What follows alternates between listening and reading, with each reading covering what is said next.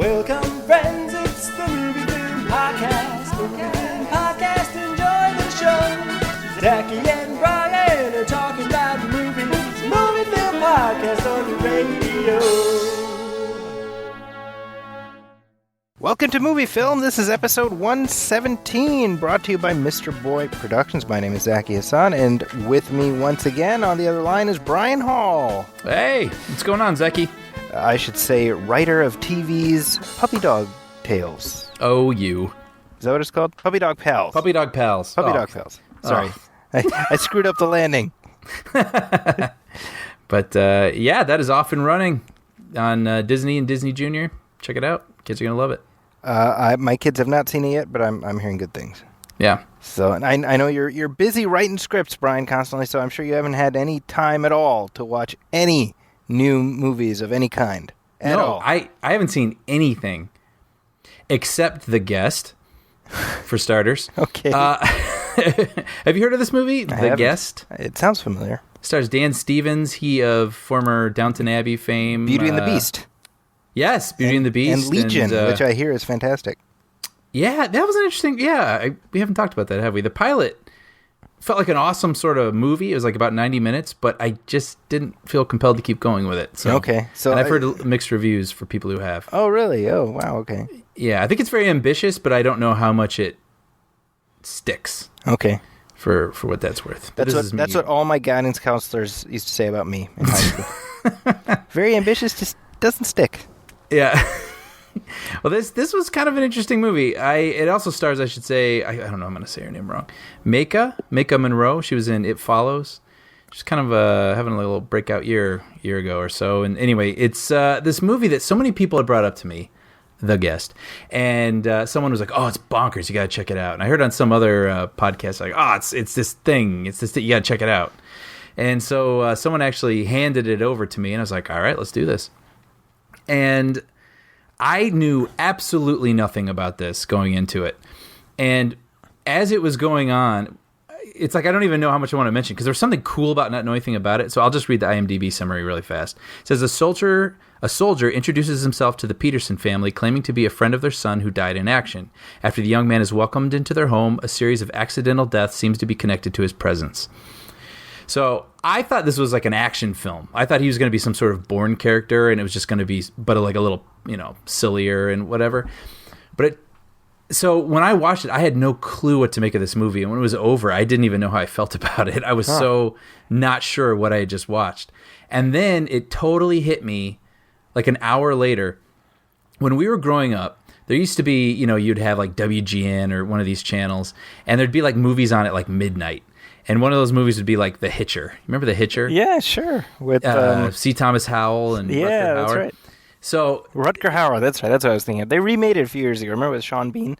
That's right. That's right. And so it'd be one of these movies where it's like, it's 80s. It's not really a horror film, but it's about like some poor guy who's getting like tortured by some other guy, or hassled, I should say. And that person is sort of unhinged and dangerous, and you don't know what they're capable of. Their motivations are never explained. It's just this sort of tension, unhinged, crazy person story. Uh-huh. That's what The Guest is. Okay. And it's totally going for that 80s aesthetic without taking place in the 80s. The logic, there's no logic to it. They don't explain what his problem is. Uh-huh. It just is. And then I feel like you're describing every time I come down to visit you in SoCal. Yeah. Basically. So, Zaki, you'll like it, basically. Yeah. No, it's not for everybody. I think some people are going to be like, this is really stupid. And I'll admit, like, when it was over, I was like, what is this? But then when I realized, I was like, oh, they totally made a movie that is out of time. Like, it felt like a time capsule movie from 1987 that I would have watched at midnight in my bedroom, when I was a kid and been like kind of scared, but this is kind of cool. What's going to happen next? So it's a really interesting movie. If that sounds appealing to you at all, I'd say check out The Guest. So thumbs kind of up? Yeah, I'd say thumbs up. I think I think they really went for something, and they hit it right on the head. Okay. So kind of fun throwback. Okay. And then I also saw Trumbo, which you have spoken about several times. I'm very curious to hear your thoughts on Trumbo. I literally just watched it last week. Oh, did you really? Well, so did I, Yeah. apparently. And so I really enjoyed it. This was a story I knew very, very little about. And actually, let me back this up a little bit. Let me tell a little out of order here. Let's Pulp Fiction this. I also had something. Have you ever done this? You have something in your DVR, and it's been there for like 3 years, and you will not delete it because you swear you're going to watch it. One of these days. Yeah. This was from PBS, American Experience, on Walt Disney. Okay. And it was a 2-parter, 4 hours total. And I've had this in there since, I want to say it was like November 2015 or something like that. But I actually had to change the settings so it would not automatically delete. I wanted to make sure that I was the one that deleted it. And so I don't know why, but for some reason I finally started it. And I went through it in 2 days, and it was really fascinating. I mean, Walt Disney is one of those people. He's an American icon, obviously. But it's one of those things, too, where people who not just appreciate his work, but appreciate the man, talk about his genius. And I just wanted to learn more about him. And it was one of those interesting things where you do learn. I mean, I already knew that he made the first feature-length animated film, which was Snow White. But it's just one of those stories that I really, really love where it's, the outcome. You know that he changes the world. He becomes... He wins like the most Oscars of any filmmaker, and all these things. But you see so many turns in his life where he shouldn't have kept going. And I'm riveted by stories like that because, we all have those moments where we're like, well, this just doesn't make sense, but I want to do this. And when you look at those people that did and how much impact they made, they wouldn't let go of their passions. I mean, that's what this documentary was. And interestingly enough, it also went into some of the less pleasant aspects of his life, including how he didn't treat not his coworkers, but his employees very well. Oh, okay. So much so that they, went on strike and tried to get a union formed because all of this was pretty brand new. And he went in front of Congress and tried to insinuate that a lot of his employees were communists. Wow. Okay. Yeah. And they actually have the footage of this, and then I was like, wait a minute. Wasn't there a movie I was going to watch about communists or so-called communists in Hollywood? And I was like, Trumbo! That's right! So literally the next day, I popped in Trumbo. That's really funny. And it was really fascinating because they showed the very same... It's like the flip side. Yeah, exactly that. I mean, they showed the very same hearings. Both movies that I watched showed Ronald Reagan I know. testifying. So it was really fascinating. And I think what was really fascinating about it was that I knew it was about him sort of on trial and what that was all about. But there was so much more to the story I didn't know about. Yeah. The fact, that he had to keep working and feeding his family. And so he started writing these B movies. And I mean, it was just, and then I guess I won't spoil it. I don't even know if this is a spoiler because it's part of history. I mean, it is history. Yeah. Yeah. I mean, he went on to be unrecognized for several Academy Award-winning films, due to all these Roman events. holiday, Yeah, so I really dug it. I mean, for people, I know sometimes they say movies about Hollywood only appeal to certain people. That's why they don't get made often or they only come out at award season. But for people who are interested in Hollywood history and an interesting story they may have never heard, I definitely recommend. I agree with Zaki. I recommend Trumbo. I think it's a showpiece performance of Bryan Cranston. He's absolutely just magnetic. So good. This dude is ridiculous. He really is. I mean, he's not doing a Cranston character, No. He really he blends into the role. And by the way, there's Helen Mirren is really good in it. Michael Stuhlbarg, we keep talking about him on this show. Mm-hmm. He's really Louis C.K. is terrific in it. Who am I missing? John Goodman is great, and David James Elliott, Jag, is John Wayne. Oh, see, I didn't know who that was, but that, he's good. And that movie's directed by Jay Roach, by the way. He of the Austin Powers films. Austin Powers, by the way, turned 20 years old this week. I was just going to bring that up, actually. Did you read that Hollywood Reporter oral history? I did. Well, and it's fascinating because I love Austin Powers. I mean, that's a great comedy. And it's funny that the way that Jay Roach got to direct it was at, Mike Myers' insistence. And it was almost like New Line almost didn't do it because we're who's this guy? Your friend direct this. And they even said that he had like a sizzle reel or a director's reel and it wasn't even very good. Yeah. And it's just so funny and then you go on and you make Austin Powers, which were phenomenons, and then the Meet the Parents films. Yeah. Well, and all the way up to Trumbo. And speaking of Jay Roach and Trumbo, I interviewed Jay Roach in regards to Trumbo, and that's probably one of my favorite interviews that I've ever done. That's awesome. He was so interesting. You can go back into the archives and listen. I don't remember when that was. It was probably Google it. Yeah, it's in one of our episodes. I don't remember. Yeah, MovieFilm Jay Roach.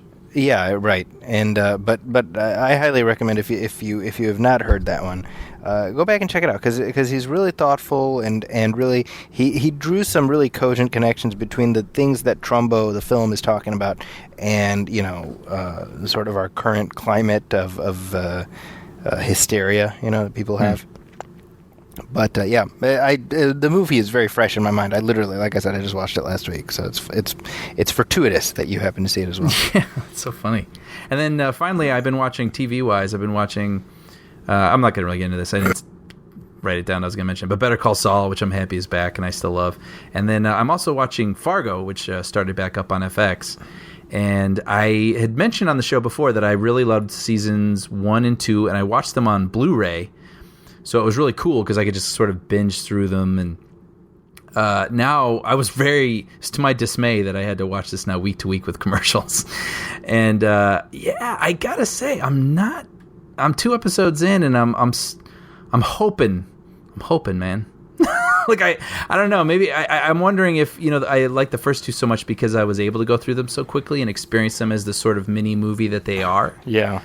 But this one for me is feeling a little less. It's a little more scattered, and I'm not sure that I love all the pieces. Like I don't dislike any of the pieces, but I don't know that I'm as invested in them as I have been with the past seasons. And I wish I could sort of, after one episode, just start the next one and just sort of keep going with it. But I'm going to keep going because it's really fun. Ewan McGregor is doing double duty here, playing twin brothers and. Speaking of Michael Stolberg, he's in this and doing great, and all interesting people. It's all sort of there. I'm just hoping it sort of becomes a little more. I don't know. Gets its hooks in me a little bit more than it has so far. Each season is a story. Yes, the first season is a story, and it's got these characters, and then the second season goes back in time.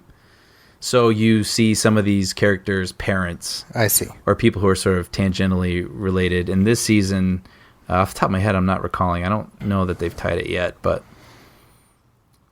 I don't know. I mean, it's enough for me to keep looking forward to it each week, but I'm ready for it to sort of all sort of fall into place for me. Sure.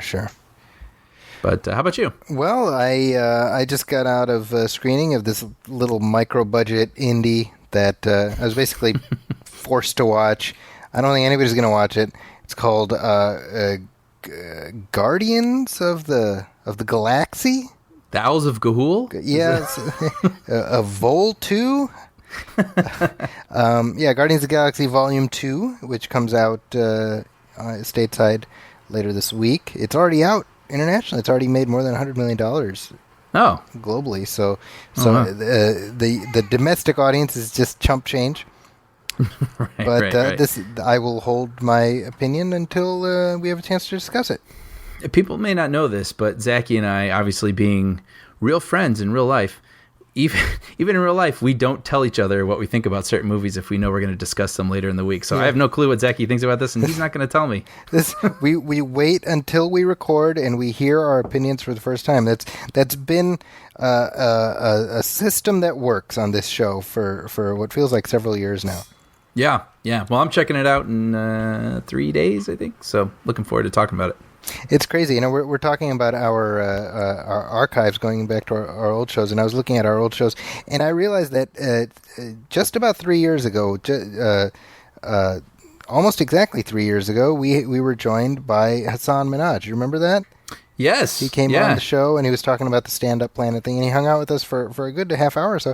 And then, this past weekend, he was the host of the White House Correspondents' Dinner. I know. It's great. I feel like ever since then, I've seen him everywhere, and it just gets more and more impressive. I know. He's just kind of launching through stratosphere. And I like to think that we're the reason that, he's blown up the way he has. Oh, I know what we are. I'm sure he would deny it. Oh, yeah, well, that's just so him. He's a humble guy. I understand. But, I like to think that we sprinkled a little bit of fairy dust. Whether he knew it or not. Whether he knew it or not, exactly. Yeah. Speaking of fairy dust, I've been busy over the past few days playing the NES Classic, Brian. Now, yeah, we had talked about this, right?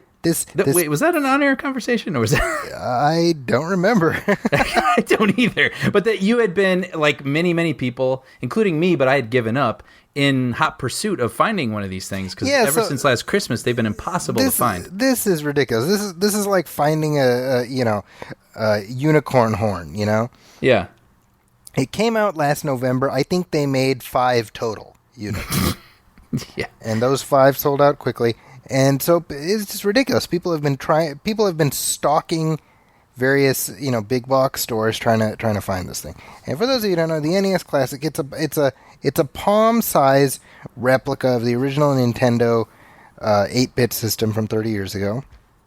And it comes pre-programmed with 30 games. So it's a little nostalgia thing. It costs about $60. Now, of course, this thing sells out instantly, and it's showing up in the secondary market with ridiculous markups. $300, $350, Yeah. And so I'm like, well, obviously I'm not paying that. So, every few weeks I would just go to Amazon, see if there's any new in stock. Never in stock. And then last week or 2 weeks ago, Nintendo's like, yeah, we're discontinuing them. We're not making them anymore. I'm like, discontinuing it? Nobody got any, Yeah. So I posted a thing on Facebook about it. I'm like, this is infuriating. I still haven't gotten a copy, and, there's a long thread of just people complaining about it. Anyway, so turns out that post that I made was seen by one of my former students from like 8 years ago, who now works at Nintendo. And he says, hey, I saw your post, and, I think I can help you out. He says, I owe you for the good times I had in your class, so let me see what I can do. The next day he contacts me. He's like, hey, I got your Nintendo. Just let me know when you want it. Dude, that's awesome. So at cost, $60. Oh, dude, $60? Yeah. And people are selling it for like 200 plus. People are handing over kidneys, Yeah. And so, it occurred to me, people say this all the time, you can't just complain about stuff online. You're never going to get what you want if you just sit at home and complain about it online. I did that, and I got exactly what I wanted. The system works. That's hilarious. Yes. So wait, so now I have to ask. I mean, have you? How is it? I mean, you got the 30 games on there, and are you enjoying it? I really am. It's just, It's so what do you much find fun. yourself playing the most? I play pretty much just the Mario Brothers games. That game, man. I will never get tired of that game. Yeah. I put on Double Dragon, and I was like, yeah, this is not for me anymore. I don't have teenage angst anymore. I feel bad for all the people I'm beating up. That's so funny. Oh, that's hilarious. Yeah, but the Mario Brothers games, can't go wrong with those. Yeah. Well, speaking of, I need to bring this up then. I actually, one of our regular listeners, Doug O'Loughlin, he had posted something about how great this, what do you call it, revival of the Flintstones in comic book form. I'm having a hard time forming a sentence here. There's a revival of the Flintstones in comic book form, and he was just saying how great it was, and I was like, oh, I'll have to check that out. That sounds like something I might enjoy. And then he sent me a copy. No way. Awesome. He runs a comic cave up in Portland, Oregon, and I was thrilled to get it in the mail. And I've been really busy, so I've been sort of treating it as a reward at the end of like a lot of work. So I'm going through it slowly, but it's like a trade. So there's 6 comics inside, and I'm in 2 deep so far. And I'm really digging it. Really? He wasn't wrong. It's a really interesting, almost like Simpsons-esque take on the Flintstones, where it's like subversive and sort of silly, but it's also got a lot of heart. And it's not, the characters are not drawn on model like the old cartoon show. No, they're drawn more human-esque, but still, cartoony, exaggerated proportions and whatnot. But yeah, I mean, even the first issue alone, I was like, wow, like I just went on a little journey there. Wow, so, no kidding. I appreciate Doug for saying that out, and then I would also recommend people check it out. I think it's really funny, really fun. Well, I'm just going to assume that my copy got lost in the mail, and it's fine. It happens. It's understandable. Where's my Nintendo? Yeah. But regardless, we do have a bunch of headlines to discuss. Brian, shall we rock and roll through headline zone? Let's do it. This was the main reason I wanted to record, because we were originally thinking of kind of holding off and we'll just do Guardians of the Galaxy, but I was like, we have like the motherload of headlines, and I feel like I want to have time to unpack them. Yeah. So this is right up the top here. Did you know that Guy Ritchie's doing an Aladdin movie? I did. Yes. Like, this is one of those things, like, I knew it, but I keep forgetting about it. Same. It feels like it's not getting talked up as much, and like the Dumbo Tim Burton thing was sort of a big thing. Yeah, right. I feel like you don't hear as much about this one. Which that is still happening, right? Dumbo by Tim Burton. Yes, well, and it was supposed to star Will Smith, who dropped out. As Dumbo, I think it was, right? Was it really? He's got the ears. He's got the same... No, I don't know who he was going to play, but he did drop out. But now he's in contention, and it seems like he's Disney's number one choice to play the genie in Aladdin. Yeah. This is tough, because you have these Disney films, the live action ones, and I haven't seen a lot of them. Well, no, I didn't see Cinderella. I know you said that Beauty and the Beast, which I also didn't see, but you said it was almost like a shot-for-shot remake of the animated film. So it makes me wonder why everyone loves Disney's Aladdin. Sure. I mean, it's just hands down, it's Robin Williams. Yes. It's who that genie was in that version of that movie. So it's really hard for me to picture anyone if else. You're going to have Disney make a live-action version of the thing that we love, you imagine it's got to be kind of in the same wheelhouse. Right. Right? Like, that's why we would show up. So it's... Yeah, I mean, I get it. Will Smith. Well, he's become less of a jokester, it seems, as he's gotten older. He's doing more dramas these days. But yeah, and it wouldn't be bad to see him go back to kind of his jokester persona. No, I like Will Smith. That being said, I feel, look, honestly, this is if this is not a major missed opportunity, I don't know what is. This is where Disney gets Sinbad to play the genie. To make up for the... For that non-existent... I realize that we're having this like very inside conversation. People might not realize this, that there's this urban myth about this genie movie that Sinbad supposedly starred in called Shazam. Yeah. Okay? And there's actually a phrase that they've come up with to explain this phenomena called the Mandela effect. Mm-hmm. Which is that people have convinced themselves that it's real, and they believe that like somebody has altered the time stream. Now think about this for a second. Now there is a genie movie from the 90s it's called Kazam, and it stars Shaq. Right. So people are like, no. There's a different movie called Shazam, and it stars Sinbad. And all this is just racist people who don't want to admit that they're racist. Because they're like, one black guy looks like the other black guy.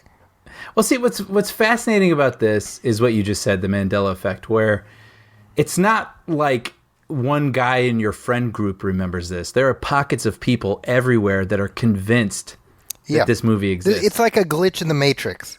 Yes, and it's funny. The first time I ever heard that phrasing, Mandela effect, was actually about the Berenstain Bears. That's right. Have you heard that? Yes. Where people remember it as the Berenstein Bears, but it's in fact the Berenstain Bears. Right. Which even I was like, no, it's Berenstein. Like, I remembered it that way too. And sure enough, you look online and all the books say Stain, but so many people remember it the other way, even can see it in their minds written another way, that, like you said, people are convinced that there's some sort of glitch the machines missed that we're catching onto. So that's what this people think about this. People would rather be like, again, a glitch in the Matrix. Somebody has unraveled the time stream, rather than, oh, that thing I remembered actually wasn't. Oh, okay, I made a mistake. Like that's the height of intellectual laziness where we're at right now. I agree. Welcome I will to say Trump's America. The thing that does fascinate me though is that there's people who don't know each other from different parts of the country, possibly even the world, that are having the same experience. Like, that's funny. I don't know what that is, but that's funny. Well, it's stupid flocking together. That's what it is. But in all honesty, as far as this casting goes, I don't mind Will Smith. But come on, if ever The Rock should play a role, it's the genie. I'm going to say something controversial. Okay. I like The Rock as a presence, but I do not believe he's a good actor. Okay. But he looks like the genie. Just throw a goatee on him. He's basically playing genie in like the Fast and Furious movies. Yeah, I think he does the thing he does really well. But I feel like Genie needs to have some range. Okay, sure. And now it sounds like I'm being like, he's kind of sucks, and I'm trying to say it a certain way. I'm not. But what I saw like 2 seconds of the movie Doom on cable the other day. Yes. And I was like, oh, he has come a long way. Yes, he has. He really has. Yeah. But he's good at like the cocky, tough dude that he plays in the Fast and Furious movies, Baywatch, everything else. It's kind of this. He's The Rock. Yeah. But like, I feel like Aladdin's got to, or not Aladdin, the genie. He's got to have highs. He's got to have lows. He's got to have great comedic timing. I think The Rock is good at grinning and doing that sort of smirky thing. He's a good singer too. Yeah. Like in Moana. Yes, a rock plus auto-tune, I'm sure is great. But I you feel don't like ever say that The Rock gets auto-tuned. I see personally. I see on the poster. I got it. Like The Rock. Everybody loves The Rock. But that's what I'm saying. I would lean toward Will Smith for this personally. Really? Yeah. Well, I guess we'll see. I know when this movie ends up coming out. Yeah, when he wins, Best Actor. And all that Best stuff. Actor. Do you remember that? How people were pushing for Robin Williams to get a Best Supporting Actor nomination for Aladdin? I don't actually. Yeah. Like there was a big push for like that would have been a revolutionary thing for a voiceover to get. It's funny they keep trying to do that. With him and Andy Serkis and stuff. And yeah. I say sure. I mean, he's an actor. He's acting. Yeah. They never broke that barrier. The cartoon character ceiling has still not been broken. Nope. No. Other news. This one is pretty exciting for me, and I'm fairly certain it's exciting for you too. It feels like the entire internet was excited when this broke, which is, there is the Jurassic World sequel coming out. Jurassic Worlder, I think it's called. Yeah. Even worldier. You bet Jurassic. Yeah. So this is directed by J.A. Bayona, by the way, who did A Monster Calls. Which I did not see that. I haven't seen it either, but I hear it's terrific. Yeah, I've heard it's sort of heavy. Yeah. I don't know if I've been in the mood to check it out, but they liked it. I never would have guessed that it's heavy based on the title. Right. It doesn't sound like a feel-good movie. But regardless, so he's writing and directing the new Jurassic Park movie, which is due out, I want to say, next summer. I'm not seeing it immediately. Oh, June 22nd, 2018, yeah. Okay, so next summer, yeah. And obviously we know that Chris Pratt is coming back, Bryce Dallas Howard is coming back. I'm assuming she's coming back with her stiletto heels. But big news is that Jeff Goldblum is coming back as Ian Malcolm. Yeah, that's... It feels like the entire internet got a chubby when this news broke. Chubby. Am I wrong? No, and I along with them. Yeah. Yeah, that's what I want. That's what I want to see. Like, I showed the headline to my oldest, Jeff Goldblum set to appear in Jurassic World 2, and my oldest was like, yes! Oh, that's so funny. Isn't that funny? It didn't say Ian, like, he knows Jeff Goldblum. And he knows who he plays. I wonder, with Jurassic World, which I enjoyed, I find my love of it waning a little bit. Like, when it's on cable, I'll sort of watch it and get bored and turn it. But those characters were fine, but I don't think there's anyone I care to see again. Sure. I mean, I like Chris Pratt, but I don't think his character was particularly memorable. Yeah, and that was our quibble at the time, where he was just, he's like the perfect man. He wasn't Chris Pratt-y enough. Yeah. So, I mean, now you throw in this character that we love, and it's like, I think immediately you've got all these extra points going for you. Well, I'll tell you what's going to happen. They're going to bring him back. They're going to lean on our fondness for him. And then about 2/3 of the way through, he's going to be killed off by the Kylo Rex. And it's going to be heartbreaking. The other characters will be watching from a distance. You think? Do you really think they'll kill him off? my gut says that I should at least anticipate that as a possibility. I see that. I see that, I guess. Yeah. It's funny because he came back for the Independence Day sequel. Yeah. Right? And I mean, if there's any reason to watch that at all, other than being related to anyone who worked on it, it's him. So, I mean, we already talked about this. Yeah, He does those apartments.com commercials. Yeah, yeah. Have you seen those yet? I did. You sent me the link. I sent it. Dude, guys, go put apartment.com YouTube and watch these commercials with Jeff Goldblum. They are so funny. What's interesting to me is how Jeff Goldblum has sort of become this kind of mythical Christopher Walken-esque figure, you know? Isn't it funny? I mean, you can't predict that, but every now and then some actor just what do you call it? Metamorphosizes into this he becomes like Christopher Walken. His persona is more known than any character that he plays. Yes, and I feel like Goldblum is kind of in that zone. I completely agree. I mean, I don't know when it happened. Yeah, but recently, he's just. I would say within the last year or so.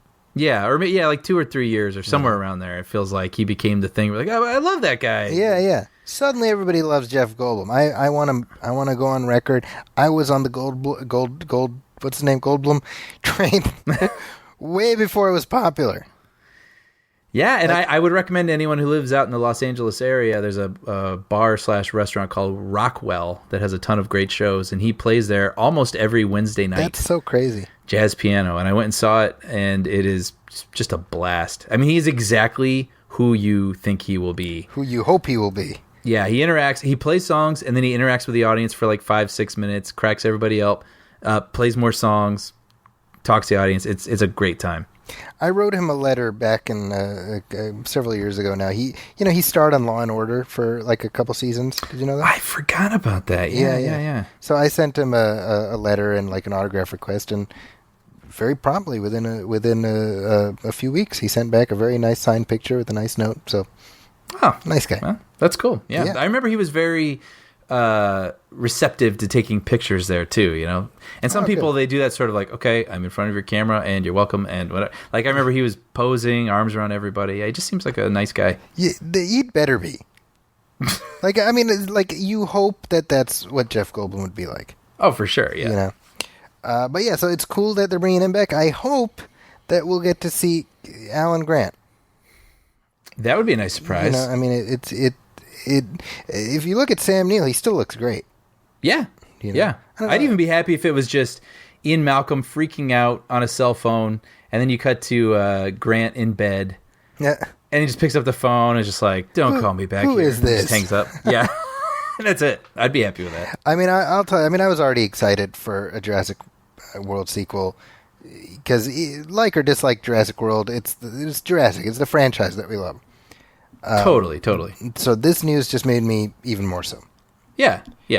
I think, I mean, I don't know that any of them, even Spielberg's sequel isn't one that I really go back to a lot. Sure. I mean, the first one's the only one that I, has my heart. But I could keep watching these for years. So. Oh, yeah.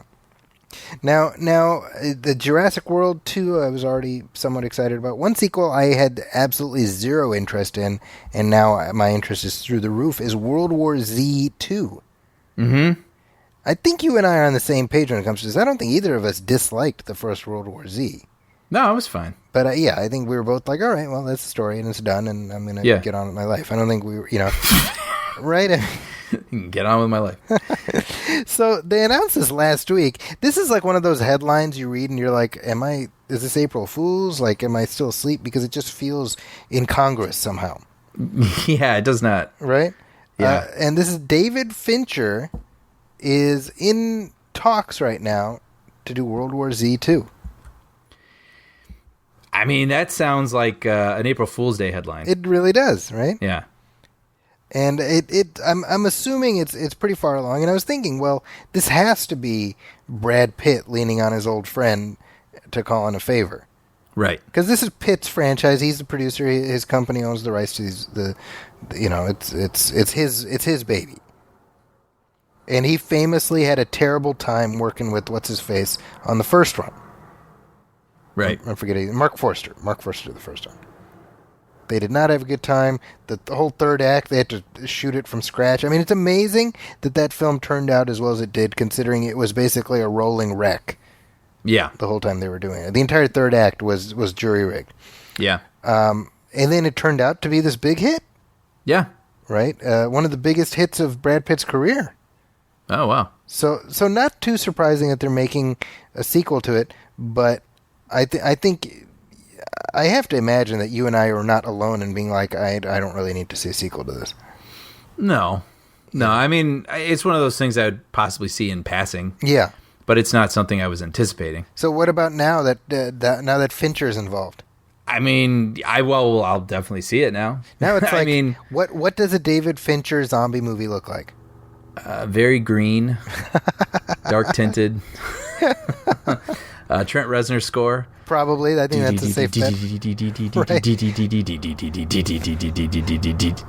That was an excerpt from the World War Z 2 soundtrack. Yeah. Now available from. Yeah. I was thinking a couple things actually. Number one, I really hope this deal is solid, because if not, I feel bad for whoever ends up right? Totally. Yeah. Whoever is the guy who's the not David Fincher who's making the movie that David Fincher should have made. That's, but it's so weird because there are certain directors where they have to do one for the studio and then one for them, and one for the studio and one for them. There are very few people that get to do all movies for them. Sure. And it seems like up until this point, and I'm just speculating because who knows, but it seems like David Fincher has been just makes the movies he wants to make. Well, what about Dragon Tattoo? Wasn't that kind of... Well, that's a good point. That's a good point. Is that his last movie? No, Gone Girl. Gone Girl, okay. Yeah. You know what though? This is my guess. This is completely for Brad Pitt. It's his old buddy. I mean, when you think about it, Brad Pitt kind of owes his career, or a big chunk of his career, to David Fincher. Oh, for sure. Right? Yeah. Because before Seven, he was pretty boy Brad Pitt who can't act. Mm-hmm. That was the conventional wisdom. And then Seven gives him this much deeper, darker train. Then 2 years later, or however many years later, he does Fight Club. Mm-hmm. That's Brad Pitt's first genuine cult hit movie. Right? Yep. And then, he got him an Oscar nomination for Benjamin Button. Right. So, I think David Fincher's had a pretty big big role in Brad Pitt becoming... It's funny, right? Because somebody on my Facebook the other day was like, why does Brad Pitt keep acting? And I was like, why? I was like, it's just, he only gets work because he's so handsome. I'm like, that might have been true like 1992. Yeah, right? Yeah, I mean, sure. I think we're past the point where we need to question whether Brad Pitt can act. Yeah. Right? But the point is that I think David Fincher was the window into Brad Pitt being perceived as more of a serious actor. Right. So whatever he has to say, a David Fincher zombie movie sounds like fun to me. Yeah, and I only say that the one for them, one for whatever, because this just feels sort of like his first popcorn movie. Well, he did Alien 3, if you remember, so you can understand. Which is true, why. but that was his first film, right? Well, like that was his big break. But that's a popcorn movie. I mean, you can see why he... No, you're right. You can see why he swore off big studio movies after Alien 3, is what I'm saying. Wait, say again? You can see why he swore off this type of... Because if you watch the behind-the-scenes stuff of Alien 3, it's on the Blu-ray. Have you watched that, by the way? You should if you haven't. Alien 3? Yeah, watch the behind-the-scenes documentary about Alien 3.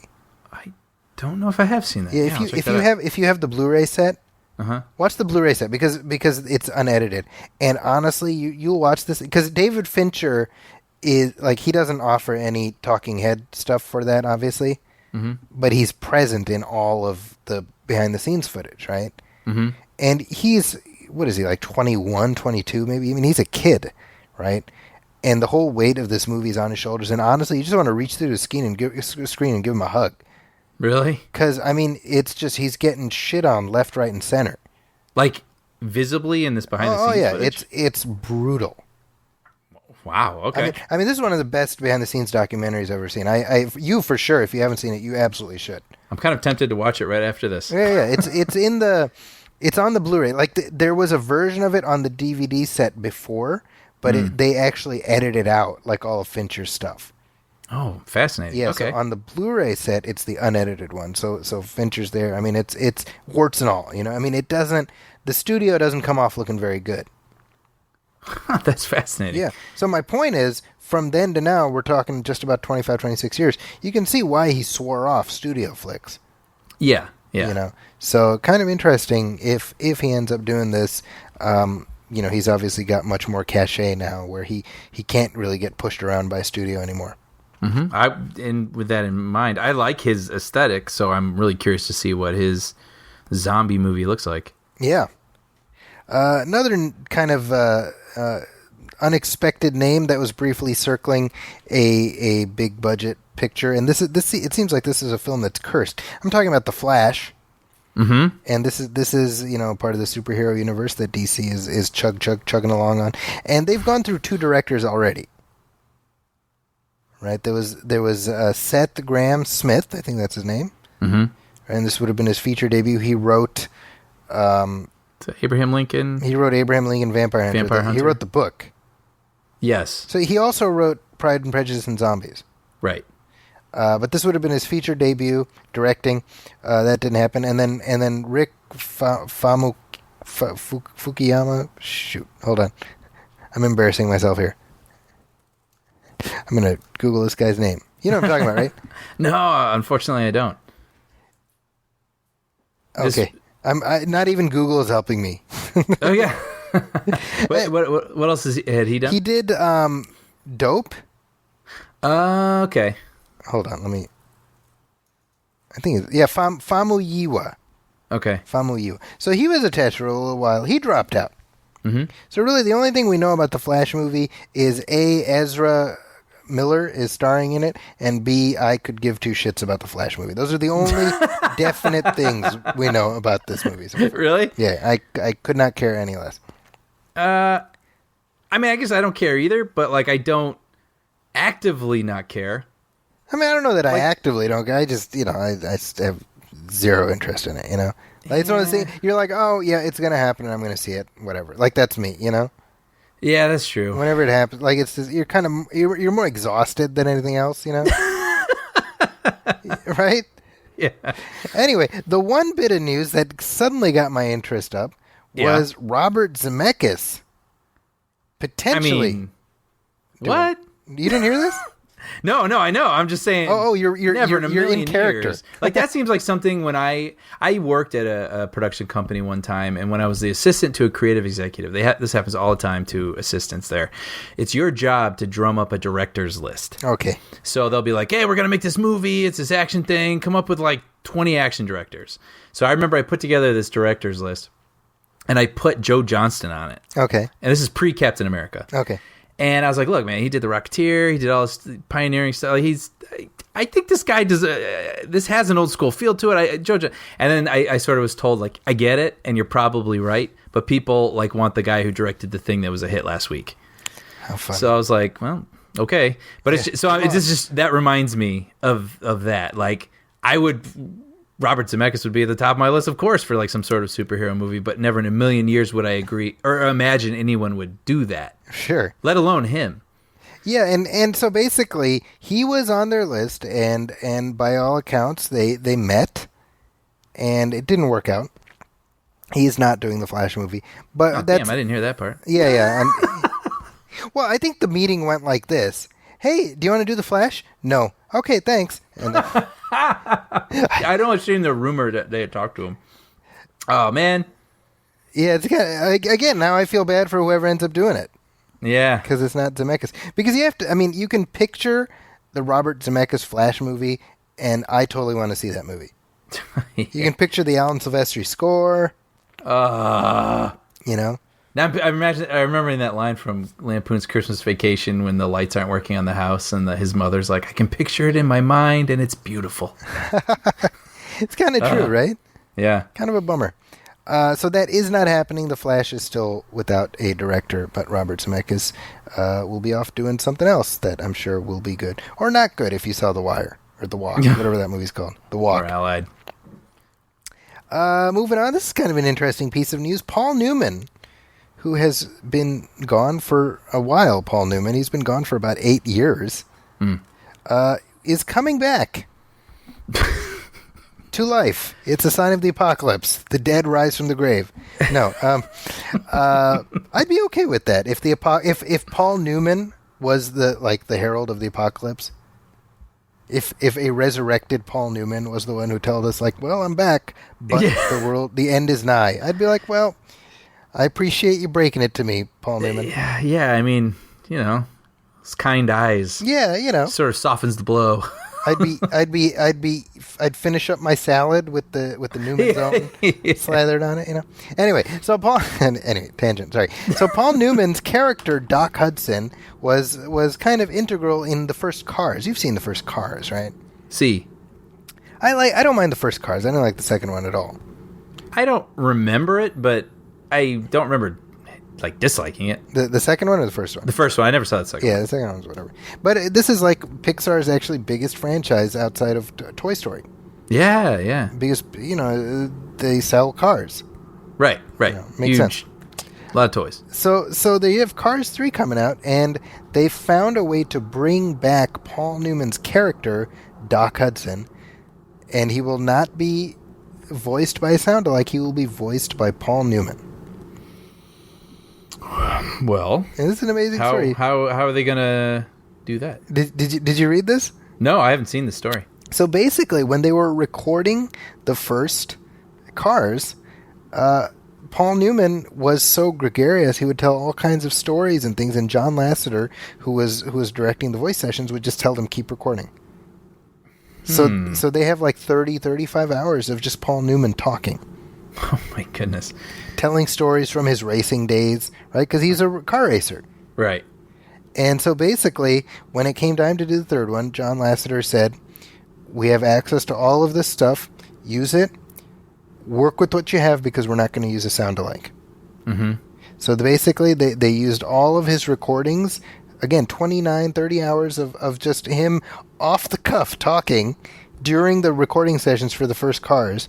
And then, whatever archival stuff they were able to get a hold of from the Paul Newman Foundation or whatever. Mm-hmm. And so through the miracle of the, it's like we get to this brand new Paul Newman voice performance. I mean, granted, it's just a voice performance, but it's kind of amazing. Yeah, it makes me wonder if they had to work backwards from what they had, or if they that seems like a safe assumption. Yes. I mean, yes, obviously, of course. But so they had whatever story they had set up for the third film. And did they just think, oh, that reminds me of that story he told us. Oh, I bet if we take this and, how many backflips did they had to do to make this work where it was organic and... Yeah. But aren't you kind of curious to find out? Yeah, I would love to. That makes me want to watch Cars 3, because I just want to see how they came up with a way to work Paul Newman into the story. It would be funny if it was really random stuff. Yeah. Like a little bit All right, of I'm going to go take a leak. Is that okay? Yes. I was just going to say, like his lunch order. Cobb salad? And what? Just all these... But that's kind of an interesting story. I like that. Yeah, that's cool. Other news? We have the new Alien movies coming out. I just got my screening notice for that, Alien Covenant. When is that? It comes out on the 19th of May, I want to say. Oh, that's coming right up. Okay. Yeah, so I'll be seeing it next week. Now, Ridley Scott is out there talking it up, and he has pretty much decisively put the kibosh on the Neil Blomkamp-directed Aliens sequel that was in the pipeline. Did that feel sort of spiteful to you? That was my sense too, and I actually wanted to ask you about that. Am I projecting here? Well, it's funny because that version, which had everyone excited because it would bring back Sigourney Weaver, and it felt like a direct sequel to Aliens, right, the James Cameron film. I think people got really excited about it, but there was really only concept art and things like that to go off of. And then you had Prometheus happen, and people are like, well, we want to see this version. And Ridley Scott's like, well, I'm making this version. And so it almost felt like this was like, well, they're not going to make that version. So right. We're talking about my version now. My version. Yeah. And I think that's kind of the problem, is that it's very weird to me that we have a new Alien movie coming out, and it's called Alien, and I just don't get the sense that anybody cares. Yeah. Yeah, well, we talked about it. The trailer didn't do a whole lot for us. I mean, I remember even with Prometheus, I mean, we sort of roll our eyes a little bit at that movie, but it was a memorable theater-going experience. And there was anticipation for it. Yeah, and even watching it, I mean, it's a beautiful-looking space horror movie, you know? And so, I mean, there's a little part of me that's interested in watching that look again, that aesthetic again, but it's not something that I'm like craving at the same time. You know what I mean? Does that make sense? Like, I mean, there's a little part of me, of course, it's because I like those other movies and it looks like the other movies. But on the other hand, I don't know what else there is to do. Yeah, well, and I mean, somewhat related to that, they just put out this small prequel video directed by Ridley Scott's son. Right. I don't know his name. Kippy Scott. I don't know what his name is. Should be Kippy if it's not. Kippy. But it shows what happened to Elizabeth Shaw, who's the Noomi Rapace character from Prometheus, and how she puts the David android played by Michael Fassbender back together and stuff. So kind of, I'm curious if this will have any connection to what we see in Alien Covenant. If I remember right, he was only a head. That's right. He was a head in a duffel bag. So is it like Empire with Chewie and C-3PO? He's like, my head's on backwards. I'm sure he delivers it the exact same way too. And Noomi Rapace is like, ah. Yeah. But also, we should say what Ridley Scott even specifically said is like, there's not even a script. Yeah, but right? What's funny is that James Cameron was like, oh, they're ready to go. They could start shooting next week. So. Oh. What? Yeah, so a little awkward. Yeah, that is awkward. Awkward. I've said this before. I think that Ridley Scott, whether he'll admit it or not, kind of always resented the fact that James Cameron made a sequel that's as beloved, if not more so in some circles, than his movie. That's me just like throwing shade based on no knowledge whatsoever about these people's actual relationship. I just feel like stirring some shit. But I mean, would that be hugely shocking if you found that out, that that's the case? No. Yeah, you know. No, and I get it. I mean, you know, well, I don't have to agree with it, but I could sort of see that. I mean, if that's like his, he should have made the sequel. Then that's all I'm saying. Yeah. You know what's funny? Today I caught a little bit of Matchstick Men. Okay. On HBO, a Ridley Scott movie, which you would never know is a Ridley Scott movie. That feels like a Tony Scott movie. Yeah, I'm fairly certain it's Ridley Scott. No, but that's what I'm saying. It feels more like a Tony Scott. Oh, yes. But I love that movie. Yeah, no, it's really good. That's all. I'm throwing it out there. If people haven't seen it, that's like a fun little... That's like the last time Nicolas Cage, like, acted. Yeah, or at least was in movies that were released. And people sort of pay attention. And I don't even mean that in a cruel way. That's just sort of the case. Oh, it's kind of cruel. Well, it's weird. I like Nicolas Cage. It's just weird. He's in these sort of like... But once you star in, you know, what's the End Times movie? Oh, The Left Behind. Once you're in Left Behind, or haven't you kind of tacitly given up at that point? I guess that's you like throwing in the towel. Long before that, I don't know. I'd love to see him come back. I don't know why he's not. Maybe he's not being offered the He's things. He's in Snowden. Did you see that?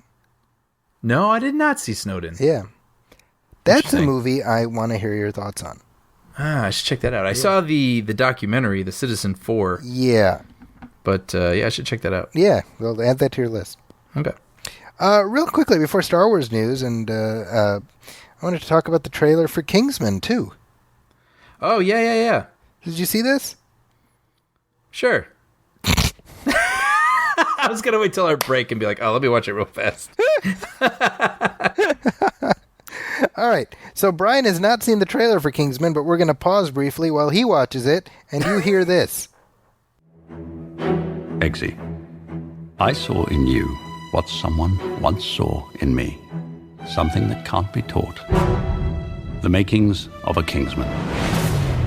Being a Kingsman is more than the clothing we wear or the weapons we bear.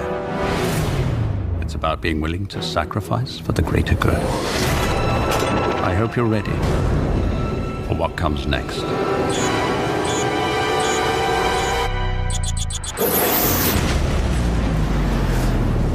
And now the end is near. So, Brian, you just watched it. I did. Is this one of those movies you forgot was coming? Yes. Like for me, I was like, because the trailer dropped, I was like, oh yeah, they're making that. Yeah, it was like I knew it was coming, but I didn't realize it was so close. Yeah. Yeah. So what'd you think? Looks like a lot of fun. I mean, Kingsman 1 was sort of I went to a press screening of that, so it wasn't even something I had set out to go see. I just had the opportunity to go. Yeah. And was like, well, that was really fun. Like, it kind of took me by surprise how just out of left field it felt. You know, I would compare it to the first one to Guardians of the Galaxy a little bit. Sure, yeah. Kind of the same thing where I think most people were surprised by how just genuinely fun Guardians of the Galaxy was. Mm-hmm. And so that points out sort of my concern with the sequel, and this isn't a reflection of my thoughts on the Guardians of the Galaxy sequel, but, you know, the inclination is, oh, this, like, quirky movie kind of came out of left field and became this big hit. Now we have to double down and be bigger and sort of more, you know, we have to measure up to that. I will admit I was... the very first thing is they're like, we're going to blow up headquarters. Right. And I felt like that almost like comes from a book, like how to write a sequel. Blow up headquarters, you know? Right. But that said, I mean, there's a shot in there, sort of a slow-mo, Matrix-y looking shot where he's like sticking halfway out of a car that's blowing up and he's like flying over the car. And I was like, cool. Right. So, I mean, the action looks really fun. And I like this sort of quirky, sort of modern James Bond-y world that they've set up. I'm in. And this one, Taron Egerton comes back. I assumed they'd hide Colin Firth, but I guess not. So he's back in this one. It's funny because you got to bring him back. I mean, he was like he was the highlight of the first movie. So it's almost like you have to let everybody know, like, no, he'll be there. Yeah, well, it's tough because it's, on the one hand, I'm happy he's back, but on the other hand, I did think that I worry that it kind of cheapens what happened in the first one, and obviously we won't know until we see it. Yeah. But that was my thought. But this also has, as you mentioned, Channing Tatum's in it, Jeff Bridges is in it, and it's kind of like the American version of Kingsman. Oh, is that what that's supposed to be? Yeah. I don't even know what it's about. I mean, I just saw the minute 50 that I just watched. But yeah, I mean, the first one had, the girl, which she had like 2 knives for legs, and it's just sort of this like bonkers. I like how it's like a little silly. It's to me, it's the most confident I've seen Matthew Vaughn in that milieu. I mean, he did X-Men First Class, and it as much as I like that movie and I like it a lot, but he feels a little constrained in that sort of by virtue of this big studio machine that he has to work under. Yeah. I never liked Kick-Ass. I was not a fan of that movie. I didn't either. But this one, I mean, Kingsman, he was in the zone. Yeah. So I'm excited to see him do more with that. Yeah, ditto. Now, the first Kingsman had Mark Hamill in it. You remember that? That's right. I forgot about that, yeah. He was originally supposed to play Mark Hamill. Right. Because in the comic, it's the actor Mark Hamill gets abducted, but for whatever reason they changed that. But regardless, speaking of Mark Hamill, he has this other franchise. He doesn't need to be in the Kingsman sequel because he's got this other thing that he shows up in occasionally. What's that called again, Brian? It's the Star War. Oh, okay. I thought it was the Corvette Summer sequel. I was actually trying to pull one of those out, and I could not think of it. What is the war movie he was in? It's like some sort of World War II movie that gets... forget it. Like from the 70s? Yeah. I swear... Yeah, whatever. I need to look this up now. Yeah, I'm gonna... The Big Red One. Is that what it is? Yeah.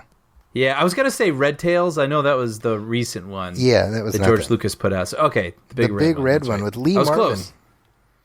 Lee Marvin starred in that movie. Wow.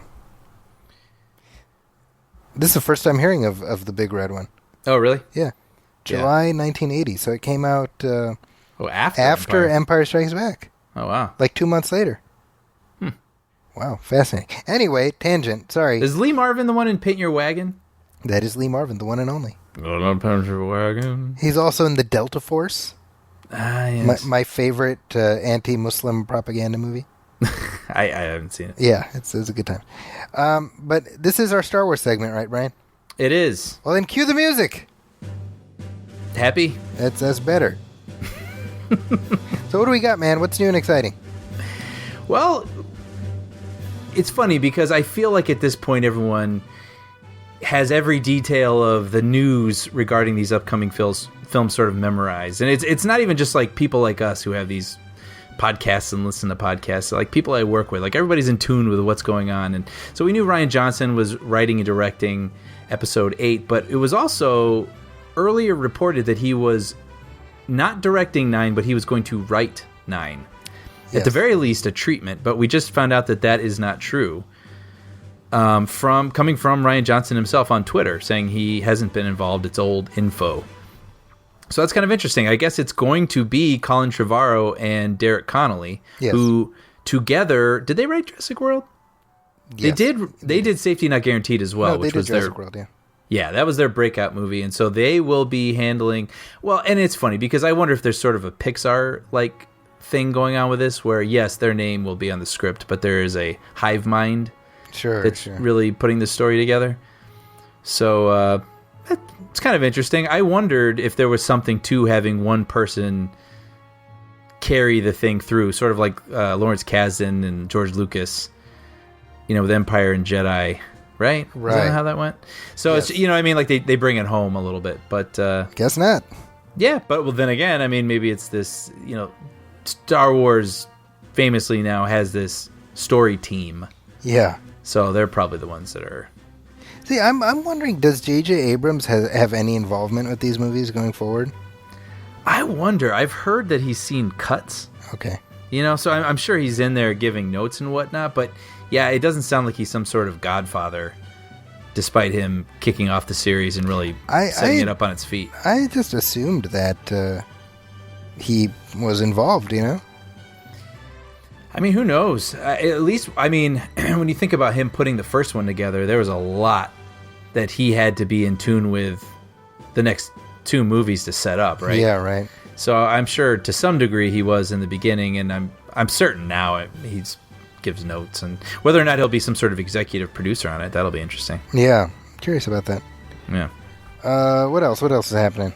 Well, this I saw you had marked this on here. I hadn't heard this. What was this with Kylo Ren? Yeah, this is pretty interesting. If you look at the new pictures from Battlefront, Kylo Ren, if you remember in the trailer for Last Jedi, his mask is smashed.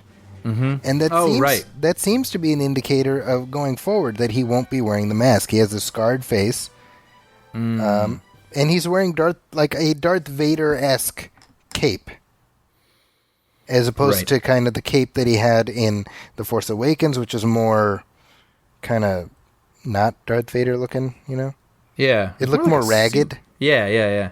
So it's weird. Like, I feel like taking Adam Driver out of the mask makes sense to me. Yeah, I agree. Because I think I have no idea what the arc for the character is, but I would assume that the initial intent was to show that he's like a Darth Vader fanboy, and I'm assuming that they're moving him more towards he's more of a serious threat. Right. But I mean, it's all questions. I love the questions. Yeah. I love why are they, I wonder what that's all about. Like, I wonder why they're doing that, It's coming up fast. Oh, and also I should mention, I don't know if I told you about this, but in Los Angeles, they're doing this like temporary setup where they're recreating the cantina from episode 4. Oh, wow. And you can go check it out. And I'm actually going on May 12th, I believe. Oh, fun. And I'm thrilled. I just can't wait to go in there and go grab a drink and hang out. I know nothing about this. I saw some pictures on Instagram because I think it is up. So, if people are in the area, I'd say Google Los Angeles and Star Wars Cantina and try to check that out while it's up. Nice. Yeah. Anything else going on, Star Wars-wise? Yeah, I guess there was tidbits dropped about the upcoming Han Solo standalone movie, which is, we know the players involved. Donald Glover's Lando. We got Woody Harrelson and Emilia Clarke. And Thaddeus Newton, which I didn't know. Yeah. And but then they just revealed 2 new characters who are going to be in the film. One is a puppet character, Mother Proxima, which was my name in college. And apparently this is a BB-8 operator will be working this guy, so that's kind of interesting. Yeah. That's something I've sort of enjoyed. I remember having this conversation years back with someone about visual effects, and I was saying that I miss the tangible stuff, and they're like, look, I get it, and like those movies do look better because they were the way that they were, but we've sort of moved past that where people are conditioned to CG effects, so it's like a puppet would look weird. Right. And I didn't disagree with them at the time. And I'm, rewatching bits of Rogue One recently, and Force Awakens is on cable all the time now. I mean, they did it. Like, they put the puppets back and they look pretty good. So, I don't know. I guess maybe it has something to do with that universe, and we just accept it because that's what we are used to. But right. I'm happy to hear that there's going to be more puppet characters coming up. I agree with you. Yeah. And then the other character is Val, a female character said to have top billing in the film. Apparently she's involved with a bunch of stunts and action sequences, so who knows? Some people, there's like rumors that Han Solo, in the comic books, Han Solo had like a wife or something. It's somebody who claims to be his wife? Claims to be his wife, not actually his wife, yeah. I wonder if these comics and all this stuff is supposed to be canon, right? So I wonder if so any of this stuff will overlap. I wonder if Val Kilmer is like, did somebody say Val? I can play that. Oh, poor Val Kilmer. Did you see he did a Reddit AMA? I did, yeah. I saw some of the highlights. It's very funny, some of his answers. Somebody was like, do you feel like you dodged a bullet with Batman by not doing Batman and Robin? And he's like, I don't remember. He's like, what do you think? Or something like that. Okay. See if I can find he gave a really good answer, actually. He was asked about being in Heat. Oh, I saw that. Yeah. Very genuine and sort of sincere praise to all involved. I mean, when you look at the arc of his career, I mean, Heat is right up there. I mean, gosh, in terms of some of the best of his movies. Yeah. But, he's kind of like, the question was like, what was the experience like? And he's like, what do you think it's like to be able to call them Bobby and Al forever, and right. Have them, treat you like family, and you're on the poster of one of the greatest crime movies ever made and stuff. It's like, yeah, it's pretty cool. Yeah. Pretty cool. Yeah, made me want to bust that out. I haven't seen that in years and years. Well, and is this the 20th anniversary, or was that last year of Heat? I don't recall, but there's a remastered version of it coming out. Okay. Right? I mean, I think there was... 95, okay, so 22nd anniversary at this point. Yeah. But I think that's the case, right? Like, yes. Michael Mann finally did like a I don't know what you want to call it, like a 4K remaster sort of thing. Yes. That just came out. Yep. So that's our Star Wars news. The remastered Heat. But yeah, I think that brings us to the end of this show, Brian. Yeah, and then we're going to be back shortly, right? Well, so a couple of things going on. Now, in 3 days, it's May 4th. And, may the 4th be with you. Yes. I'm not saying this will be the case, but, maybe we'll have like a Star Wars-related thing to drop and surprise our audiences with. Hey-o. Just putting that out there to the audience and my co-host, who I just surprised with this. Yeah, I'm acting like I know what you're talking about. We've been promising a brand new commentary track, and I feel like this was as good time as any. Oh, yeah. You're dead weight, Brian. I was like, Guardians 2 isn't Star Wars. What is he talking about? Yes, and of course we'll be back in 1 week to talk about Guardians of the Galaxy Volume 2. So yeah, lots of fun stuff going on. Yeah. But until then, Brian, is there anything you want to hype up for the audience? Yeah, well, I'm currently writing for a Disney kid show called Puppy Dog Pals, which, as I mentioned earlier, you can check out on Disney TV and Disney Junior. And I guarantee you, your kids are going to love it. I've been getting such great responses from friends and family, and it's been really wonderful, actually, getting these pictures and texts and whatnot of all my friends' kids just standing enamored in front of the screen at these dogs. That's really fun. Yeah. Cool. Well, as for me, what do I have going on? Oh, I just dropped 2 episodes of the Nostalgia Theater Show. Yeah, I just downloaded them. Oh, great. So one of them is my interview with Steve Wozniak, which is just bananas that I get to say Steve Wozniak has been on the Nostalgia Theater Show. It's crazy. Yeah. So that's a fun one. I really enjoyed that. I think you folks will enjoy listening to that. And then also, I just started a new series within a series that I'm doing on the Nostalgia Theater Show where I'm joined by Glenn Greenberg, who is a former Marvel Comics editor. He's also a writer of Star Trek novels. And he and I are going to be watching all 6 of the original crew Star Trek movies, and we're dropping commentary tracks about each of them. That's awesome. I didn't even know you were doing that, and I saw that dropped when I was updating my podcast list, and I'm can't wait to listen to it. Yeah, well, I hope you enjoy it. Yeah, that's been he and I, you know, I mean, Brian, you know me, I'm a pretty big Trek fan, but my Trek knowledge pales in comparison to Glenn, and I've said this before, but it's surreal. I mean, I was in high school when Glenn worked at Marvel Comics, and I used to read comics that he wrote, and I used to read his editorial pieces and whatnot, and I'd be like, man, this guy's so cool. And now, you know, we're good enough friends that we're doing a whole series of podcasts together, and that's just pretty friggin' cool. That's super cool. You know, so check those out. Both of those episodes are up right now, and you can of course find me on Twitter at Zaki's Corner. That's ZAKI's Corner. That's also my Instagram handle, and it's also my website. Just add .com to the end. You can find my movie reviews there as well as this show. I'm also at the Huffington Post and all kinds of other places. I'm just hanging around, bothering people, bugging children. You know, it's fun. I think that's it for this show, Brian. Cool. I think we're good. It's been fun. Thanks, everybody, for listening. We will be back in just a few days with our next special episode. Thanks, everybody. Welcome, friends, it's the MovieFilm Podcast. MovieFilm Podcast, enjoy the show. Zaki and Brian are talking about movies. MovieFilm Podcast on the radio.